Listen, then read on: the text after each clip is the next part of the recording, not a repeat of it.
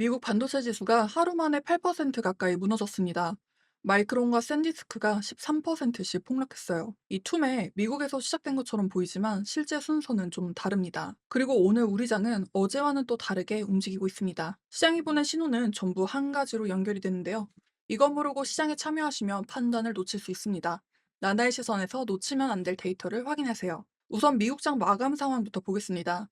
나스닥이 마이너스 2.21%, S&P 500이 마이너스 1.44%, 다우가 마이너스 0.09%로 하락 마감했습니다. 지수만 보면 그냥 흔한 약세장 같은데 진짜 충격은 반도체에 있었습니다. 필라델피아 반도체 지수가 7.9% 급락했어요. 시간 순서를 정리하면 이렇습니다.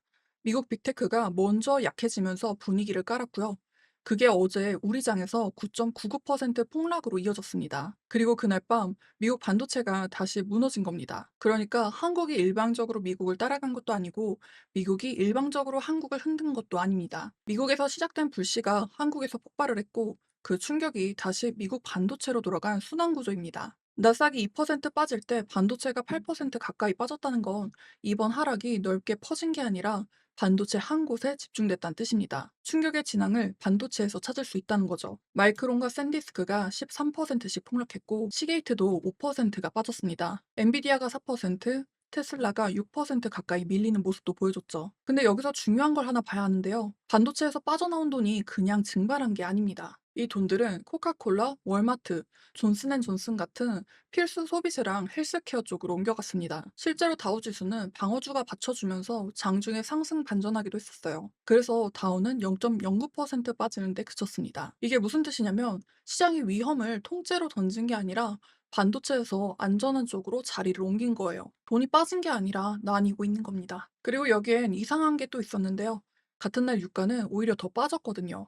브렌트유가 77.08달러, WTI가 73.05달러까지 내려왔습니다. 넉 달 만에 가장 낮은 수준이에요. 상식적으로는 유가가 빠지면 물가 부담이 줄고 그러면 성장주에는 좋은 소식이어야 합니다. 그런데 어젯밤 시장은 그 좋은 소식을 완전히 무시했던 거죠. 이거 하나만 기억하세요.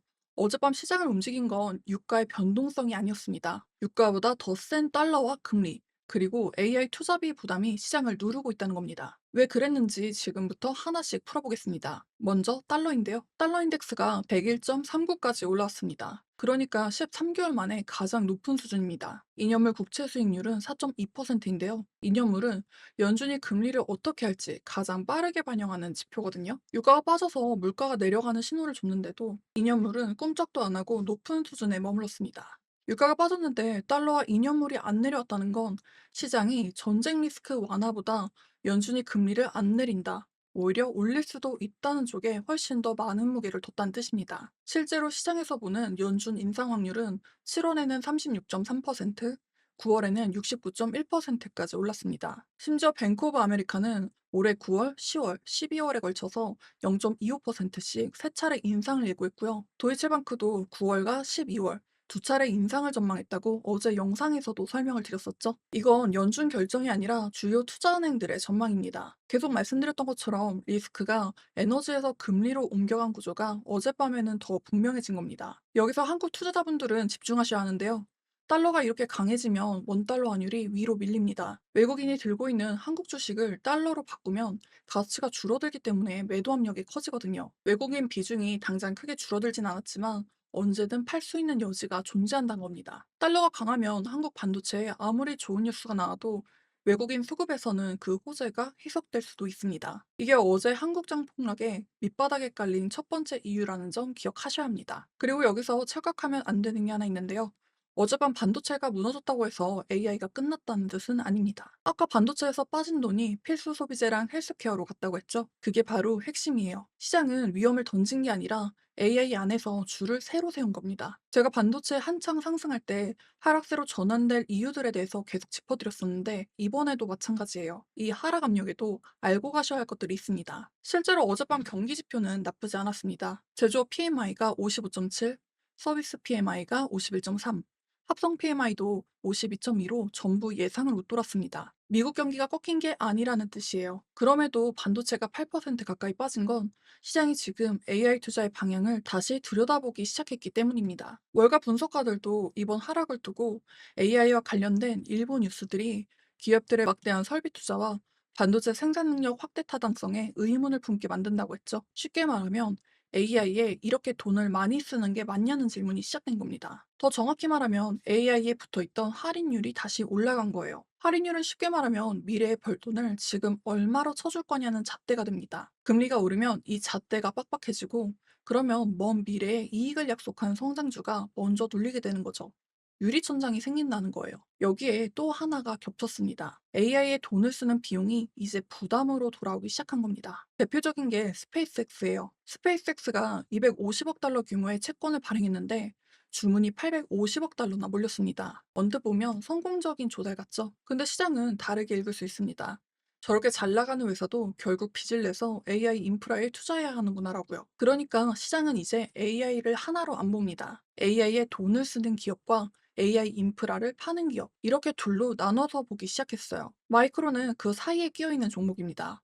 전날까지만 해도 엔트로픽과 공급 계약을 맺으면서 메모리가 AI 수혜의 중심이라는 기대가 컸어요. 그런데 어젯밤 13% 폭락했습니다. 이게 무슨 뜻이냐면 시장이 이제 계약 뉴스만으로는 안 사겠다는 거예요. 계약은 기대이고 실적은 검증입니다. 마이크로 실적은 한국 시간으로 내일 새벽 5시 30분에 나옵니다. HBM이랑 AI 메모리 가이던스가 지금의 기대를 받쳐주느냐가 핵심이에요. 그리고 여기 제가 어젯밤 데이터에서 제일 신경 쓰이는 게 하나 있었습니다. 마이크론 실적을 앞두고 옵션 시장이 방어 모드로 바뀌었거든요. 이런 말하기 좀 그렇지만 전달할 수 있는 내용이 많아지니 들뜨게 되는데요. 옵션 분석을 보면 실적 전 마이크론은 주가가 11% 안팎으로 출렁일 거라고 가격에 넣고 있었고, 콜이죠. 그러니까 상승 베팅을 추격하기보다 하락을 대비한 보호성 포지션이 늘어난 흐름이 보이는 겁니다. 저는 이게 의미가 꽤 크다고 보는데요. 시장이 마이크론을 무조건 좋은 실적이 아니라 크게 움직일 이벤트로 보고 있다는 신호거든요. 다만 이건 거래소 공식 데이터라기보단 옵션 전략 코멘트라서 일방적인 하락 베팅이라고 단정하기보다는 양방의 변동성에 대비하는 수요로 보는 게 맞습니다. 실제로 저도 롱과 숏 두 포지션을 보유 중인데요. 양방향 변동성에 늘 대비하는 편이거든요. 여기는 좀 무겁습니다. 어젯밤 글로벌 반도체 투매에서 한국이 가장 크게 맞았었죠. 그 방아쇠가 뭐였냐면 SK 하이닉스가 AI 메모리 증설 속도를 늦추고 가격이 급등한 범용 D램 비중을 늘린다는 보도가 있었는데요. 시장이 이거를 어떻게 읽었냐면 AI 데이터 센터 수요가 식고 있다는 신호로 받아들인 겁니다. 투자 심리가 급격하게 얼어붙었고, 거기에 외국인과 기관이 동시에 팔아치면서 삼성전자와 SK 하이닉스가 나란히 폭락을 했어요. 어제 하루에 외국인이 5조 8천억, 기관이 5조 5천억을 던졌었습니다. 둘을 합치면 11조 원이 넘어요. 그걸 개인이 11조 원어치를 받아냈는데 이건 역대 최대 일일 순매수 기록입니다. 근데 여러분, 이걸 단순히 SK 하이닉스의 보도 때문에 빠졌다라고만 보면 절반만 본 겁니다. 한국장이 미국장보다 더 크게 빠진 데는 이유가 여럿 있었습니다. 우선 레버리지 ETF인데요. 어제 영상에서 다뤘던 부분인데 오늘 자세히 알려드릴게요. 삼성전자랑 SK 하이닉스 하나만 따라가면서 수익률을 2배로 키운 단일 종목 레버리지 상품이 있는데 개인 투자자들이 여기에 몰렸습니다. SK 하이닉스 레버리지 하나에만 출시 이후 개인이 2조 원 넘게 사들였거든요. 이게 왜 문제냐면 주가가 빠질 때 레버리지는 손실이 2배로 나거든요. 그러면 빚내서 산 개인들은 반대 매매로 정리를 당하고 ETF를 운용하는 쪽도 비율을 맞추려고 현물이랑 선물을 추가로 팔아야 돼요. 이 두 개가 겹치면서 주가를 더 끌어내리는 악순환이 생깁니다. 시장에선 이걸 쇼 감마라고도 부르는데 쉽게 말하면 빠질 때 더 팔 수밖에 없는 구조가 된다는 거죠. 실제로 어제 SK 하이닉스 레버리지 ETF는 하루 만에 25%가 넘게 빠졌습니다. 금융당국도 이걸 인정했습니다.